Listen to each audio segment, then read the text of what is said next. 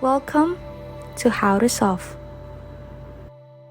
Hi there! In this tutorial, I will show you how to disable the Roblox UI navigation on your PC, which can get you stuck unable to use your movement keys. Let's go!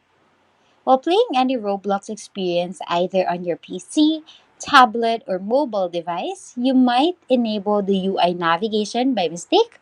So to fix this and allow you to walk freely again, you just have to open up your Roblox settings. On PC, simply use the ESC key to open up your settings. On your phone, you can just use the Roblox icon here at the upper left corner. Under Help, you can preview your current key bindings for the game. Then under Miscellaneous, you can see which key toggles the UI selection or UI navigation. By default, it is the backslash key. So now we can exit the settings and use the backslash key on your keyboard or phone to toggle the UI navigation on or off.